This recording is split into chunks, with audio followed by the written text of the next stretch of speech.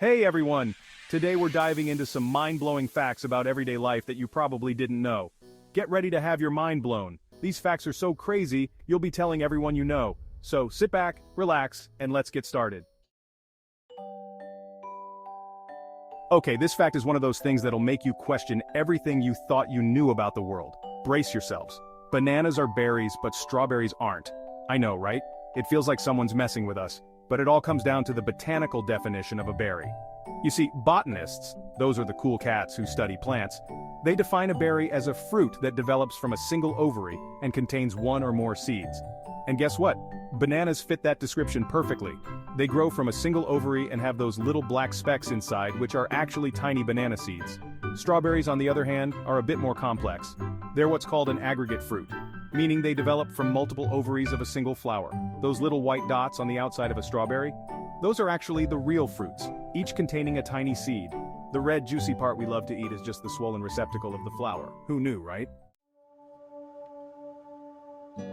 Let's talk about honey, that golden nectar that's been enjoyed for centuries. But here's the mind-blowing thing about honey: it never spoils. You could find a jar of honey buried in an ancient Egyptian tomb, and it would still be good to eat. How is that possible, you ask?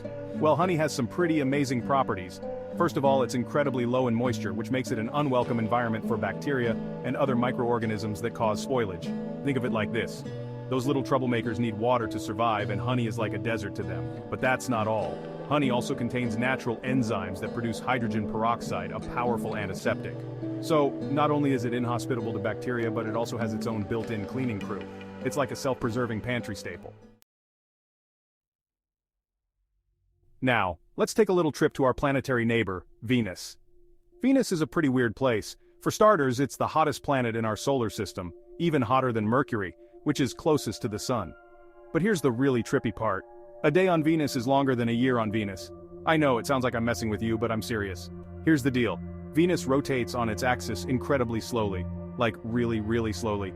It takes about 243 Earth days for Venus to make one full rotation.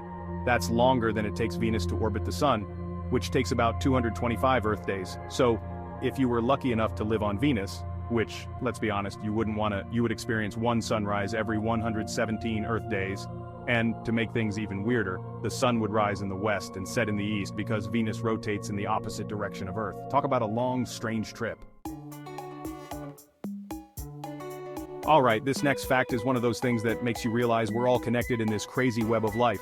Ready for it? Humans share 50% of their DNA with bananas. Yes, you heard that right. Half of your genetic makeup is the same as that yellow, curved fruit. I know, it sounds bananas, but it's true. Now before you start questioning your entire existence, let me explain. DNA, or deoxyribonucleic acid, is the blueprint of life. It's the set of instructions that tells our cells how to build and maintain our bodies. And while humans and bananas may look and act very different, we actually share a surprising amount of DNA. This doesn't mean that we're half banana or that bananas are half human. It just means that we inherited a lot of our genetic material from a common ancestor way back in evolutionary history. Think about it this way. We also share a significant amount of DNA with other primates like chimpanzees and gorillas. It's all part of the amazing tapestry of life. When we look up at the sky and see fluffy white clouds drifting by, we probably don't think of them as being very heavy. But here's a mind-blowing fact. A single cloud can weigh more than 1,000,000 pounds. That's right, those ethereal puffs of water vapor can weigh as much as a jumbo jet. So how is it possible for something so heavy to float in the air? Well, it all comes down to density. Clouds are made up of tiny water droplets or ice crystals that are spread out over a large area. While each individual droplet is heavier than air, the droplets are spaced far enough apart that the overall density of the cloud is actually less than the density of the surrounding air. And as we all know, objects that are less dense than the fluid they're in will float. It's the same principle that allows boats to float on water, even though they're made of materials that are denser than water. So the next time you're gazing up at the clouds, remember that you're looking at millions of pounds of water vapor suspended in the air. History is full of long and bloody conflicts that have lasted for years, even decades. But did you know that the shortest war in recorded history lasted for only 38 minutes? It's true. This blink and you'll miss it war took place in 1896 between Britain and Zanzibar, an island off the coast of East Africa. The conflict, known as the Anglo-Zanzibar War, began when the pro-British Sultan of Zanzibar died and his cousin, Khalid bin Bargash, seized power. The British, who had a protectorate over Zanzibar at the time, were not too keen on this change in leadership. They demanded that Khalid step down, but he refused. And so, on August 27, 1896, at precisely 9 a.m. local time, British warships opened fire on the Sultan's palace. The bombardment lasted for a grand total of 38 minutes, at which point the Sultan's forces surrendered.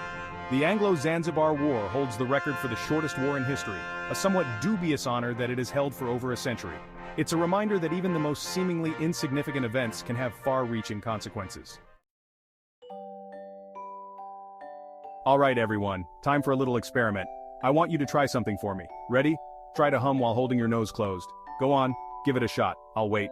What's that? You can't do it? Don't worry, you're not alone. It's actually physically impossible to hum while holding your nose closed. It all comes down to the way we produce sound when we hum. When we hum, we create a continuous sound by vibrating our vocal cords. This vibration produces sound waves that travel through our mouths and noses. Now, when we hold our noses closed, we're essentially blocking off one of the main exits for those sound waves. This creates a buildup of pressure in our nasal cavity, which prevents our vocal cords from vibrating properly. And without those vibrations, we can't produce a hum. It's like trying to inflate a balloon with the opening pinched shut. It's just not going to work. Thanks for watching. If you enjoyed these facts, make sure to give us a thumbs up and subscribe for more interesting content. We've got a whole lot more mind-blowing stuff to share with you. Comment below which fact surprised you the most. See you in the next video.